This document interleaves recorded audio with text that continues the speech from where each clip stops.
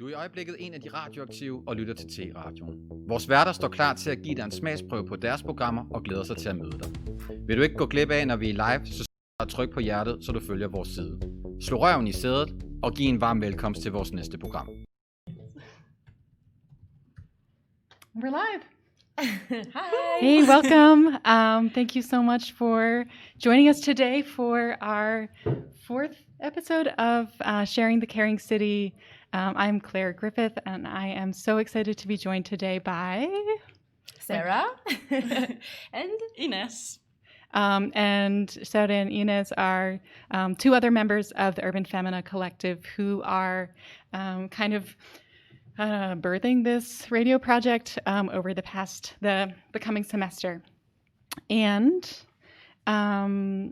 maybe Sarah, do you want to just jump into introducing the theme? Yeah. For today? Today we're going to talk about emotions in the city and how poetry and writing is linked to this. So basically we're going to talk why poetry and why we want to talk about this, and then more about the process of writing and what that can bring to us or the people that write. And then I'm going to talk about a little bit my research ideas, because within our master program we're writing this thesis, and it's linked with poetry in my case. So, and then we're going to read some poems that Ines wrote, that I wrote, and also by women that inspires me. Cool. And Eden, do you want to jump in?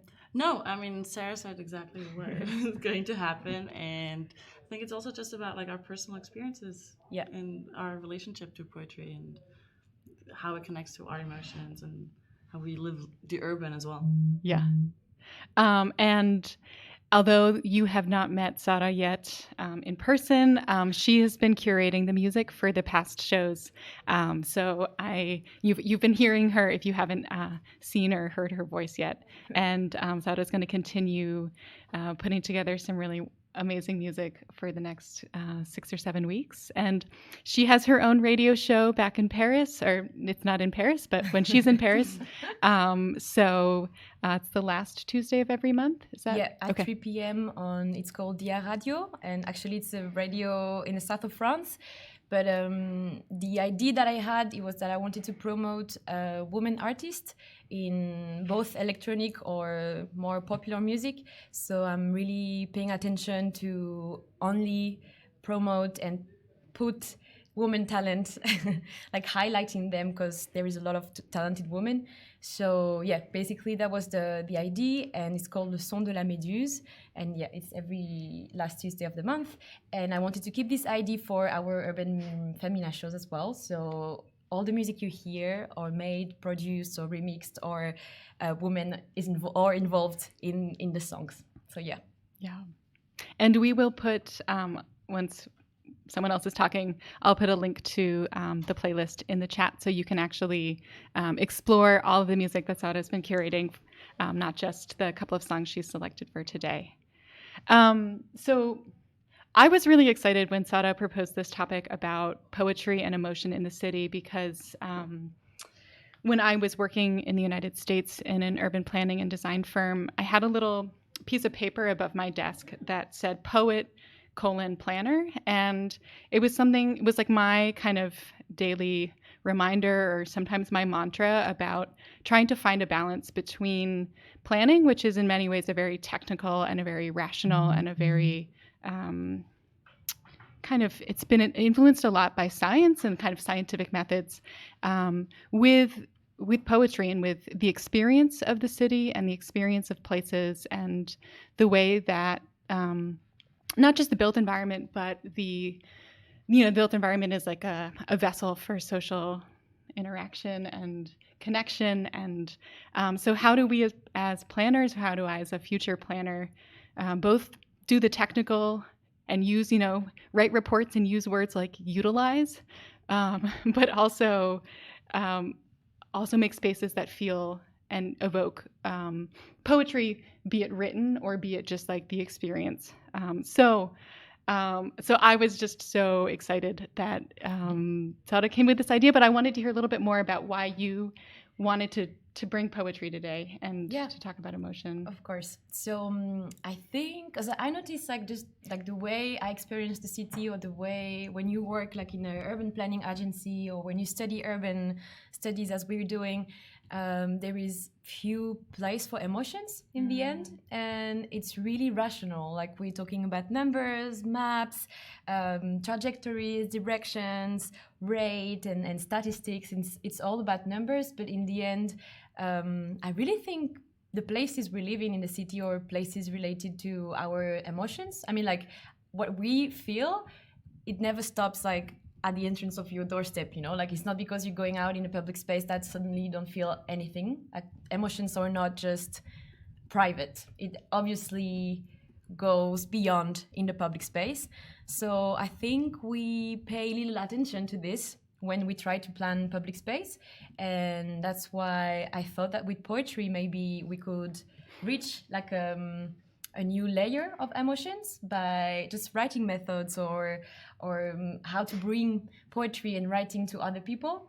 So yeah, I think poetry could be really useful to have access to these emotions that we're not paying attention, or we're not giving enough space in our daily life. So yeah, do you want to add something?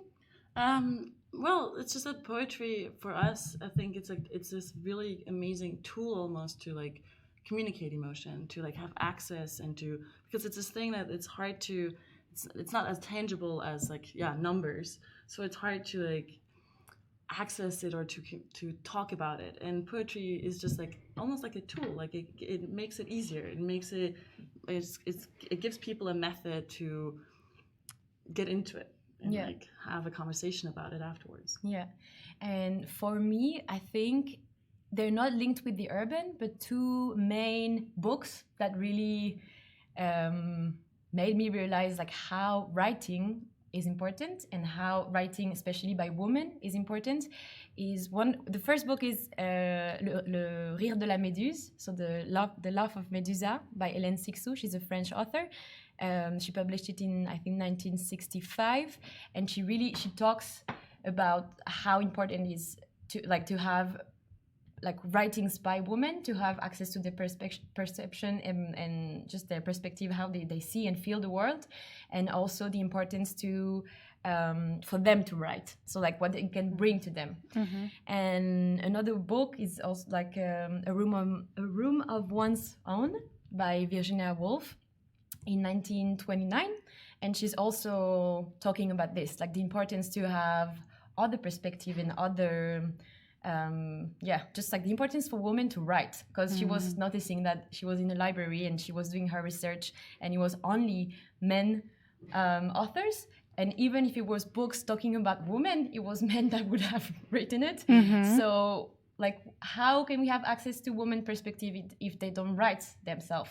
So I think it's like where it came from, like this very need, like urgent need to write as a woman, and also to leave a trace, like something that stays.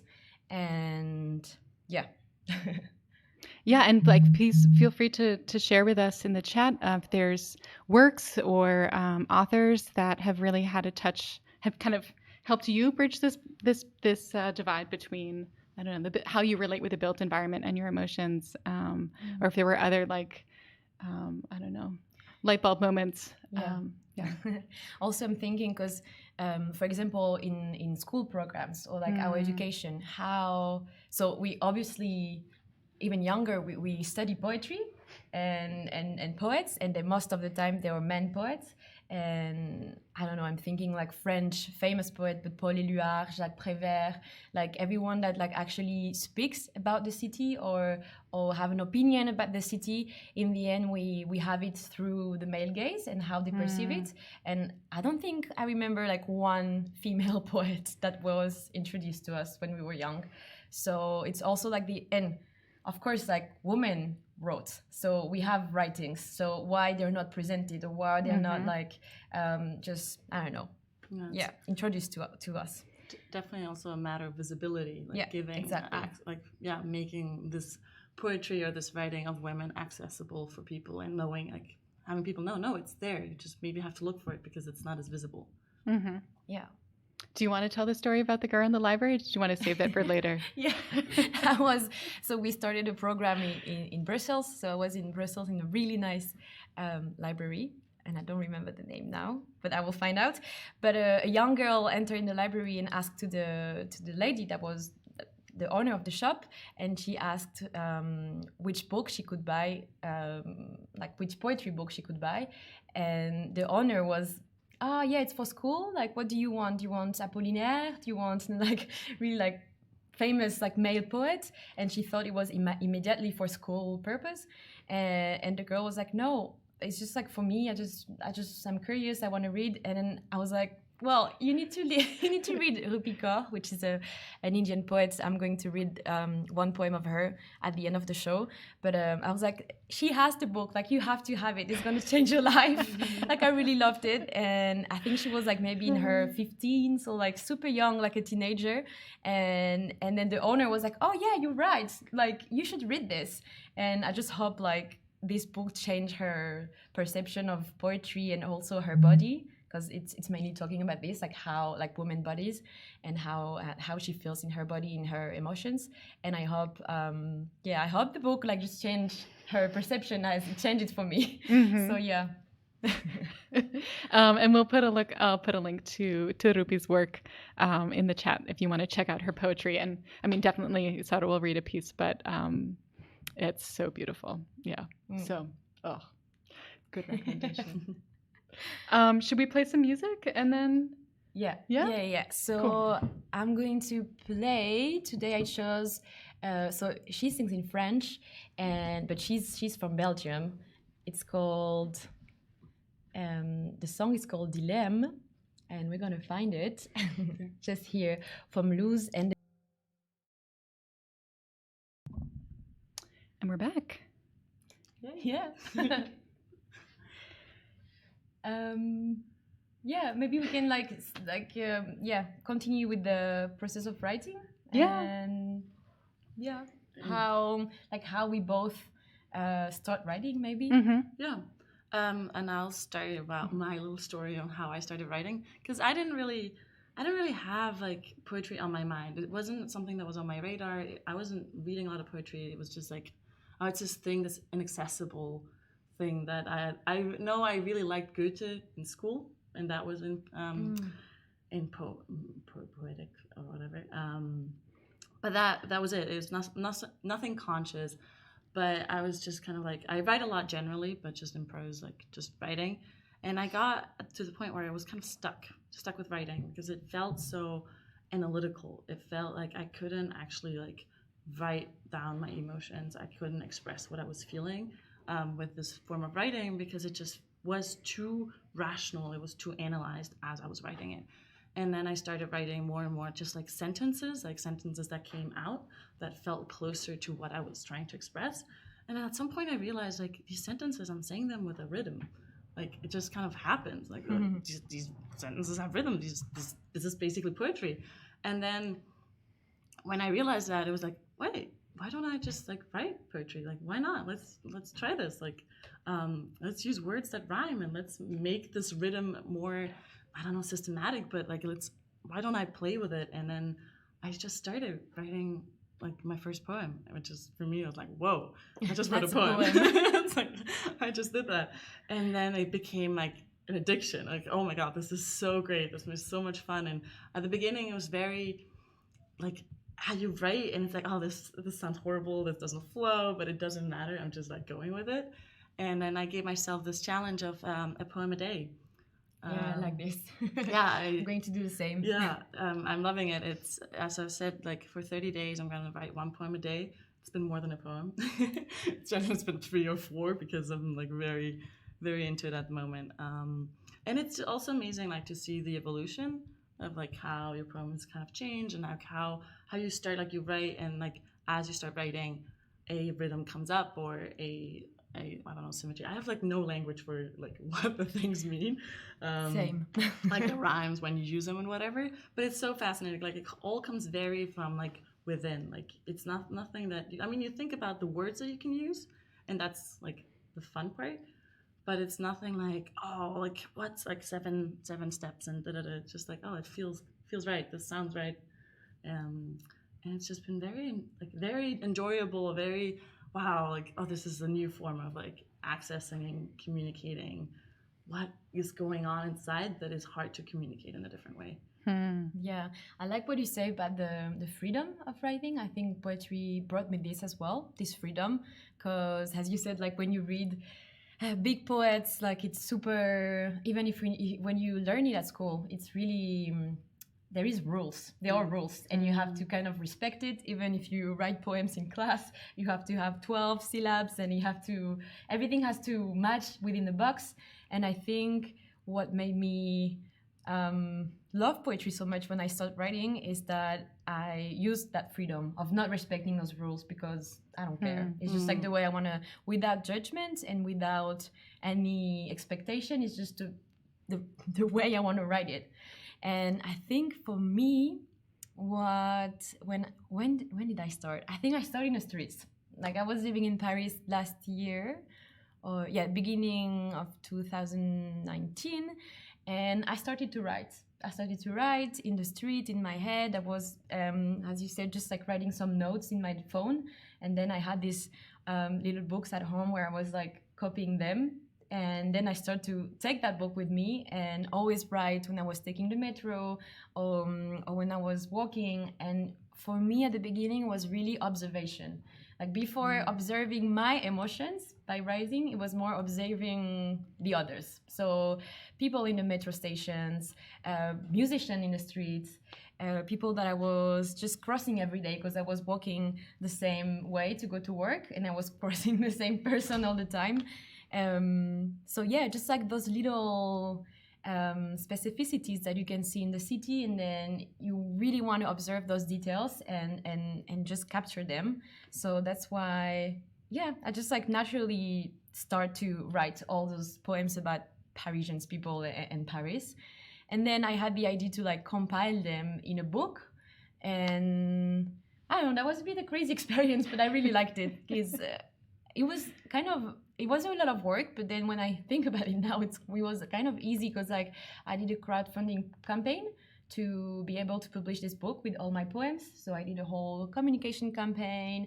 An artist made a visual of the book. She's called Léa Siono. She's from my hometown, Toulouse, and I love her work. Like she's just amazing. So she made a visual of the book. And then in, I think, 3 weeks, I could have all the money I needed to publish the books and to make a launching event. A guy contacted me and then he was interested in the project, and then we did the launching event in a bar in Paris. So it was in September 2019 as well. And then suddenly I just had the book in my hands. So it was called Paris Furie Douce. And you can check also on Instagram. There is still the project of the Instagram page for the project. Sorry, and it was just a beautiful experience because it was thoughts like I would never imagine that thoughts that I had, just like super intimate, and those emotions that I had in the city could ever be one day in like on black on white page and in an object that I love, which is a book. And that was such a beautiful experience. And then what fulfilled me the most, I think, it's also the reactions of people.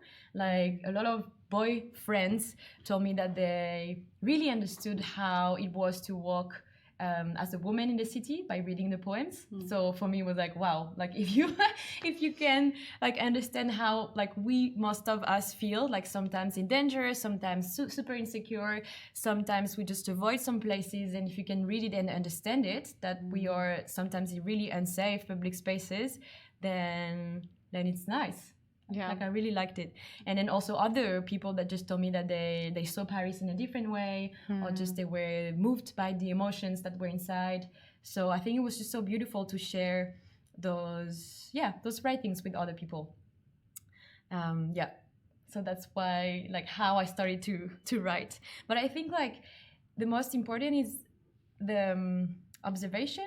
It's a way of like observing people, but also observing your emotions. And I think it's really important to just sometimes take time to write and understand why you felt like this and where you felt like this. And I think it's a beautiful process to just do it in a city when you live in any city, any place. And what you just said about like how it actually reached people and people felt like, oh, they really understand what you're saying. I think this is like the amazing like power of poetry. Yeah. Like you can convey emotion and you can convey information in just a different way. It goes to a different place than when you just like talk normally. Like it goes to a different place in your brain, or it goes to a different, like it has like a more direct link that makes other people understand. And Claire was asking me about like, well, it's also very brave to like share your own poetry, and because it is so personal and because it's quite intimate and you're sharing something that is emotional, that goes deep. Yes, obviously, like I think, look, Sarah's book, like, and that she did that is so amazing. And on the other hand, I think for me personally, for example, it's like when I write a poem, or when I like something that I wrote, I like it because it's conveying this emotion or this feeling or this message or whatever that I wanted to convey. And nobody can take that away. Like if somebody doesn't like it, it's still, for me, it does what it needs to do. And it doesn't matter if you don't like it, because maybe that you don't understand, or you don't feel that way, or you can't relate. But I still do. And that way, you're not even that vulnerable after all, because it's yours. Yeah, of course.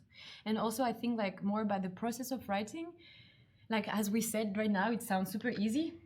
You're just like, okay, you write and then but no, like it's sometimes it can be hard. Sometimes the words just go out wrong. Sometimes it's just not the right word that you wanted to put, and then you have to look for another, which I really like, because like you really, oh no, that was not that word. Like I'm trying to find another word to like really describe what I wanted to say. Sometimes it's not linear. Sometimes it doesn't sound like beautiful. It's just like, I don't know. Sometimes it's just not this linear process. So, okay, I wrote a beautiful poem and I'm happy about this. Sometimes it's just also the reflect of how you're struggling with dealing with your emotions. So it's also hard to put it on paper, of course, because like it's not clear enough in your head.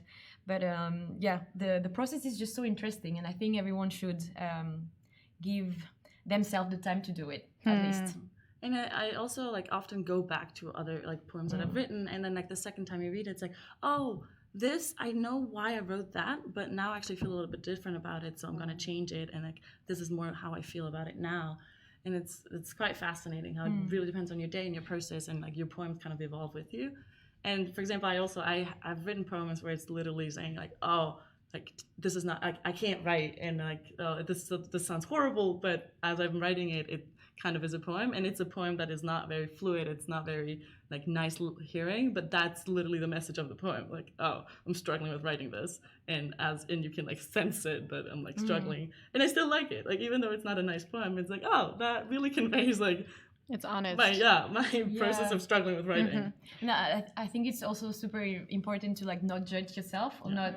It doesn't matter if it's like weird feelings that you're writing, or like weird words that you're using. It's just like it needs to go out like this. So super. It's normal. This was not a question that we talked about before, but I want to ask anyway, because so I'm thinking, so part of our master's is that we're moving every 4 to 6 months. And I'm just curious, Sarah, like you started in Paris, kind of writing in Paris about Paris, and then went to Brussels, and then went to Vienna, and now are back in Paris. And I'm just curious, like how your writing process changed in each of those places, and then what it's like to come back to Paris and to be like, I don't know. Yeah, as I said, it's not linear, and sometimes it can be hard. I remember I had like 3 crazy months of creative writing, and I was writing everywhere. I said like I was taking my book, and I was observing everyone, and it made me super happy. And then I moved to Brussels, and I was not inspired at all. And then I felt not guilty, but I really wanted to write about each city I was going to live in. And then I felt that no inspiration. So then I felt sad, and I forced myself to write, and I also wrote about the fact of not being inspired. So it's also something that I wrote. And then Vienna was very specific because we had 2 weeks of freedom, I would say, in the city. And then we all kind of lived this lockdown, and I wanted to take the time to write, and in the end I didn't find this time to write, although I thought I would have all the time in the world. So I think we had this with a lot of activities we wanted to do. Yeah. But yeah, it's just like, it depends. Now, being back in Paris, I write a lot, but not as much, like as observing the urban and what is happening in the city, but more something like more intimate, like more emotional in my, like, inside. But maybe it's also is a process of what we are living right now. We tend to not be that much in public spaces, and if we are in public spaces, there is so many restrictions, and all I see are half faces in the end. So like, they're not moving me the same way, or I'm not paying attention the same way that I used to do in Paris. So maybe that's why I'm talking about more like inner and inside feeling than like outside feelings. But yeah, it's not that linear. It depends. Sometimes I really need to write in and I just do it. But now when I go back in Paris, I'm gonna do a poem a day, Ines strategy. I really want to try. Cool. So we'll have to have you back in another month for another reading. Do you want to play another song for us? Let me find. We're gonna play, it's a song called Energy by Tsampa the Great, and it's a really powerful song that I love. So, and we're back. We're back. Thank you so much for tuning in to T-Radio and listening to us here with Sharing the Caring City. And come back next week for Vivi's going to be having a conversation, and we will find out what she's going to be talking about, but I think it's going to be related to language. So, which will be, I think, a really interesting follow-up to this conversation about poetry. Totally. And we wanted to, especially while we have Sara here in studio with us, take a little bit of time to hear about your research and the methodology you've been developing, and kind of how you're blending together the academic kind of world that we're walking in right now with studying urban studies, which can be a lot of geography and kind of more, some more of like the planner world, and with this idea of poetry and how people experience the city, and especially how women experience the city. So yes, exactly. So lead us. First, my research, I think I just wanted to have fun. So I needed to do something that I like and be obsessed with this. Otherwise, I knew I would not be able to write a whole thesis on this. That's the best thesis advice I've heard. So I was like, even if I thought first the teachers maybe would not understand, or like would not, I don't know, would not be interested in the research topic, and then in the end they were a lot. But yeah, I just wanted to have fun, and I wanted to keep with my idea of like working with poetry. So I think it's linked with the process of writing that we talked just before, and it brought me so much things, and it brought me, I don't know, it enriched me so much that I wanted to share this with other women. And so first, sharing this with other women, but also I thought that it could be a nice complement to already existing methodologies in urban planning. And especially it's linked with everything we talked about, but where are our emotions in the public space, and how can we have access to those emotions? So I think in a way, what I'm trying to research and find out is how poetry can help to have access to another layer of emotions that you cannot see really on a map, or that you cannot see if you do questionnaires, surveys, or public participation. Maybe it's going to be also really rational, and people are going to talk, yes, I feel secure here, insecure here, this park is safe, here it's easy to walk to, but nothing about emotions, or like how do you feel when you go there, or because simply there is not the space enough to talk about those emotions. So what I thought that would be interesting, it's to work with poetry workshops so my study sample is with women, but it can be with any other groups that you want to work with, and see how they feel in a specific public space. So because my main focus is also public space.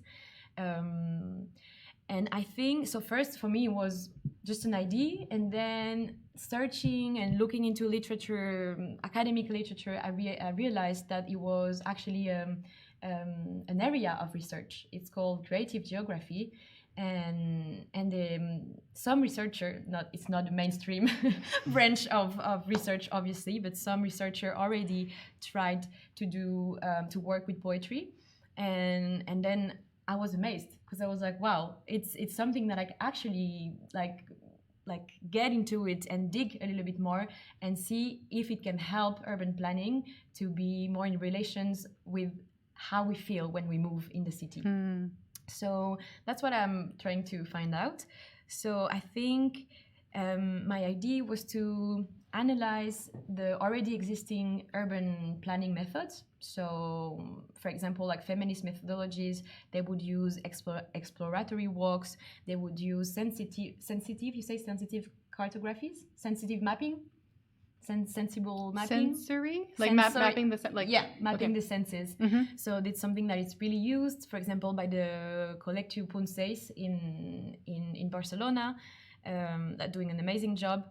And I wanted to see if that poetry workshop could actually add a layer and complement those already existing methodologies to have like access to like another layer of emotions. So basically that's what I'm trying to to find out.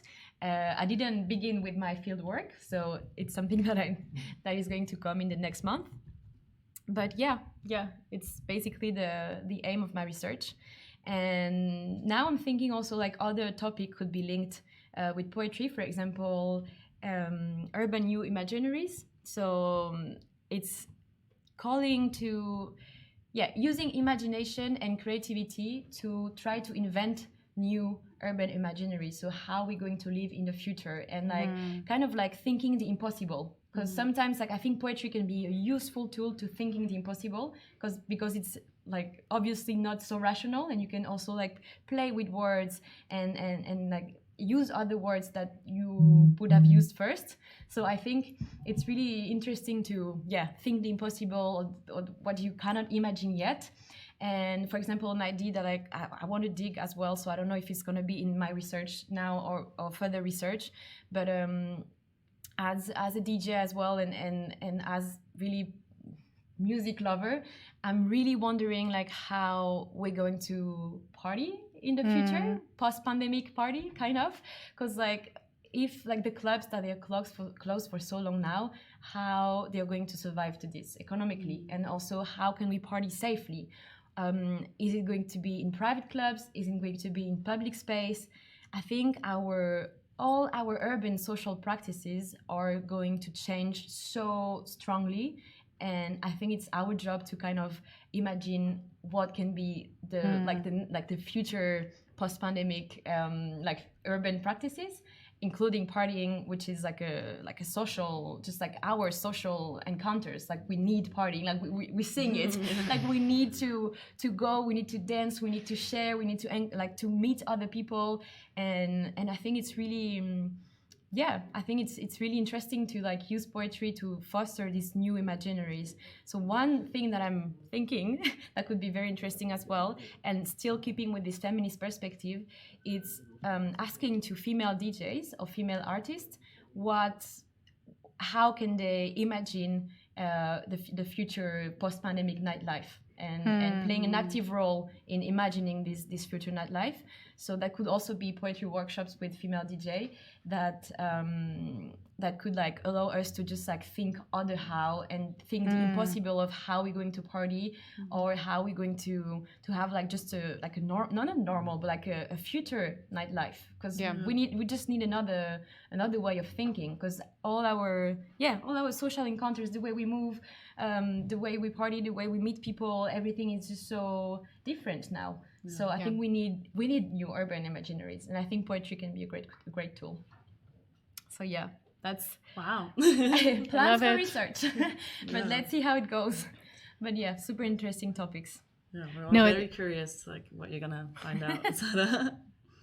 It's just so interesting how many times the word play has come up today, and it makes me think about the conversation that Millie was having 2 weeks ago about play in the city, and how we hadn't really talked about language in that conversation. It was more talking about like the embodiment of play and how do you play with space. But I think we also can play in our minds, and with our language. Ines was saying this just before. Yeah, absolutely. Like poetry is definitely a form of play. You're playing with words, you're playing with sound, and I think the urban is a big inspiration to, like, when both me and Sarah were saying that while we ride our bikes, while we're in the metro, while we like walk through the city, that's where to a large degree poetry happens in our heads. So it's when you start playing with words and you see things and it inspires you, and like you're playing in the urban with words, and it's definitely, there's the play aspect of it is huge. And, speaking of playing, should we play another song? Yeah. Sorry, that was really corny of a transition. It works. Sarah, what do you want to?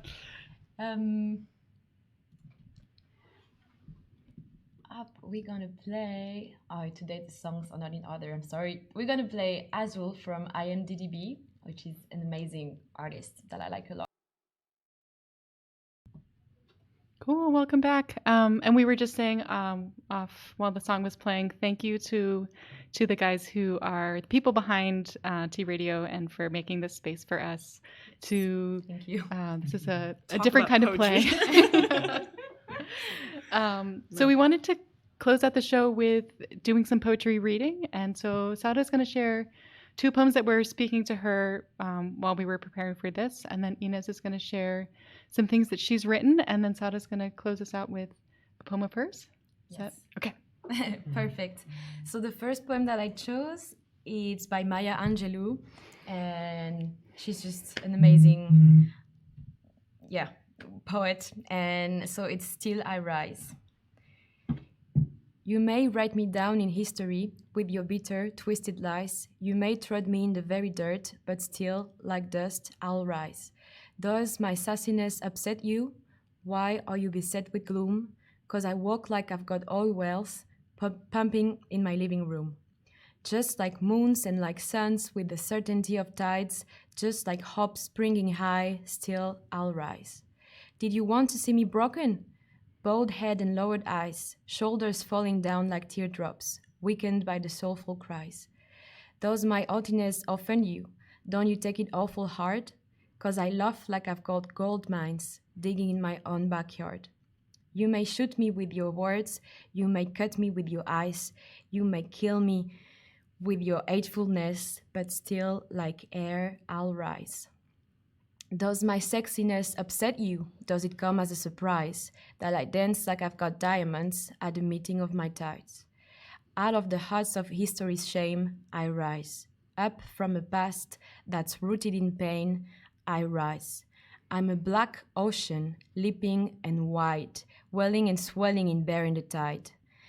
Leaving behind nights of terror and fear, I rise. Into a daybreak that's wondrously clear, I rise. Bringing the gifts that my ancestors gave, I am the dream and the hope of the slave. I rise, I rise, I rise. So that was, it's a beautiful poem that I really like. It talks about, from what I understand, of course, I cannot speak for her, but like resilience and resistance to oppression, and it's just a message of liberation and survival, how you survive to oppression. So it's just beautiful as a woman, but also as a Black woman, and it's just so important, like a really important poems. The second one is from, we talked about her just before, it's Rupi Kaur, and she's an Indian poet. She has 3 books now. So the first one is Milk and Honey, the second is The Sun and Her Sunflowers, and the next one who's going to be published is called Homebody. I think she's the one who made me like the poetry that I'm writing now. Like, as I said, I shared the story about this teenager girl in the library, and I think she's just really great and has this really honest poetry. So I miss the days, my friends, knew every mundane detail about my life, and I knew every ordinary detail about theirs. Adulthood has starved me of that consistency, that us, the walks around the block, the long conversation when we were too lost in the moment to care what time it was, when we won and celebrated, when we failed and celebrated harder. When we were just kids, now we have our very important jobs that fill up our very busy schedules. We compare calendars just to plan coffee dates that one of us eventually cancels because adulthood is being too exhausted to leave our apartments most days. I miss knowing I once belonged to a group of people bigger than myself, that belonging made life easier to live. Friendship nostalgia. I really like it because, like, sometimes I can really relate to this. Sometimes, like, I mean, like in Paris, sometimes like we laugh with my friends because we need like to plan to meet literally on our agenda, and sometimes it's like in 2 weeks' time, and it's just crazy. I think we really need to take time for just for friends and people that we love. So yeah, beautiful poem.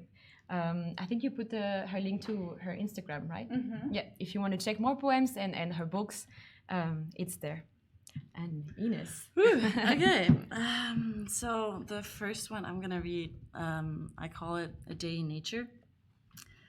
And I don't know, I'm not gonna say much except that I'm gonna read it. Okay. A day in nature is all I need to recharge my soul with life and sort through all the inner weed, the wind in my face giving me new drive.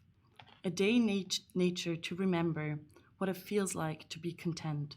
A sunny day in September to rest my mind that I overspent. Immerse myself in the cold ocean to feel I have a body, taking a break from all emotion when my head it's been too muddy. The experience of the senses, a good reminder of what is real, when the whole body tenses and you can finally let go and start to heal. And in this moment, I forget to be anxious, and this day in nature is more than precious. So yeah. Beautiful. I wrote that because I spent a day in nature, surprise, surprise. And it really felt like a recharge. But everything I basically put in this poem, that's exactly what it felt like. And just amazing how like writing it in such a form, it just conveys it. It just really, you're able to communicate it. And then the next one is, it's called Riding a Bike in 4 Cities. I'm writing my thesis about biking, and so I felt like this is something that, I don't know, is such a big part of my life because I bike all the time and I think about biking and just felt like I needed to write it down. Okay. The first city was quite the pleasure. Maybe we didn't appreciate the treasure of normality before things changed, of going out and being engaged. In Brussels, I could take my bike to go to bars and clubs at night. I often complained about the hills, but we would do for party thrills. First week in Vienna got me all excited. The urban landscape, oh, I will ride it. On my race bike, I felt so fast. I thought the city will be a blast. But then came the unexpected. A full lockdown was erected. Our plans went down the drain. As home alone, we should remain. The only sense of liberty was the one my bike gave to me. With it, I could still explore, even if not like before. Copenhagen was quite the relief, as I wasn't sure to believe that we would be able to continue our masters in this new venue. Now I'm biking everywhere, and I love the feeling in the air of sea and wind cold as ice. Yes, riding here is quite nice. I wonder how it would be to ride a bike in the next city. Yet Madrid is so uncertain. If we can go, a constant burden. So all we can do is to enjoy riding from here to there to Bellahøj. So yeah, that's about that experience. And then this one, the last one that I'm going to read, is it's called A Letter of Appreciation, and it's really meant that way. It's one of those poems that I started writing about something, and then it turned into something else. And I think you'll be able to tell. So yeah, A Letter of Appreciation. All we can do is to breathe in and breathe out. In these times that are hard, well, we are figuring it out. A blessing and a curse that seems to be life. Every feeling, every moment, a double-edged knife. Nothing is certain, it sounds like a cliche. At least we have each other to get through the next day. I guess all I'm saying is thank you, my friends, you people in my masters, before time ends. Yeah. I love it. Well, it's meant for you. Wow. Okay, I'm shaking. Oh, thank you so much, Ine, for sharing this. Thank you for sharing this. Yeah. You're welcome. That was really nice to do. Thank you. And yeah, the last poem I wanted to share is in French, and I didn't translate it because it's really hard to translate what do you want to say in one language into another one. But I'm going to read it and then a little explanation. So the title is Gel anti-amour, which is anti-love gel. You're gonna understand. But yeah. Il n'y a pas que nos mains qui soient aseptisées, nos cœurs aussi ont pris froid, tout frigorifié. On les a comme laissés au fond de la chambre froide, sans regarder s'ils pouvaient battre à nouveau. Tout est beaucoup plus lisse, terne, fade, flétri. Le jour, l'ennui, le vide, la nuit. Il n'y a que le gel qui puisse glisser entre les doigts de nos mains sèches, sans pouvoir toucher les textures des autres peaux. De l'invisible menace émane pourtant un tas d'idées tenaces.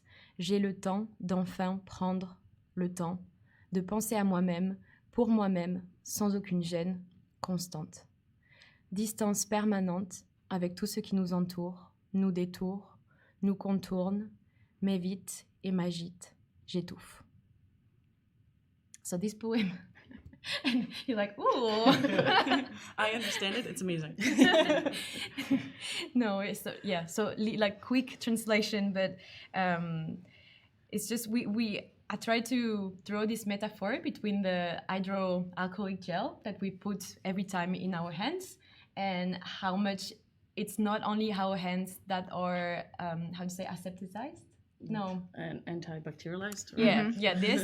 It's also our heart. We put them in a cold room. We put our hearts in a cold room, and we didn't look if they could beat again. And also, it's only this gel, just like into our hands, without being able to touch the texture of the other skins.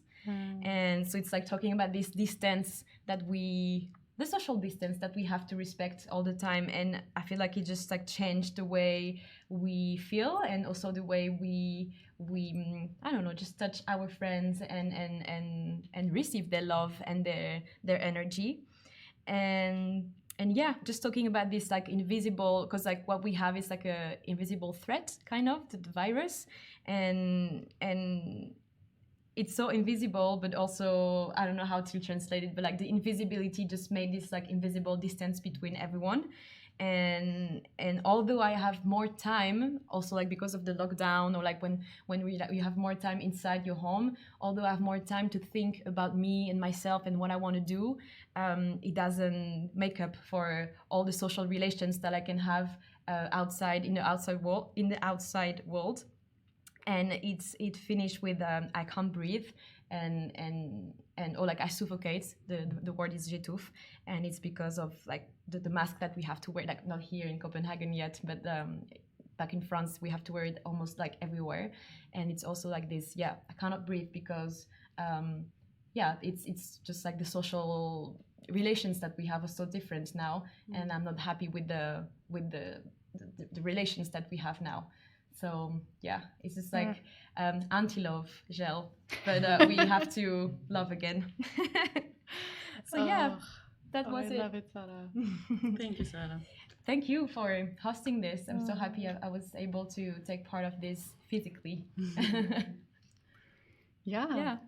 Yeah. We've got it's exactly It's 4 o'clock, Wow, so look at us. Already. it's amazing. Thank you so much for tuning in. Thank you for having hosting us. us. And we're going to turn it over to How to Be a Dane. How to Dane? How to Dane. So stick around for How to Dane.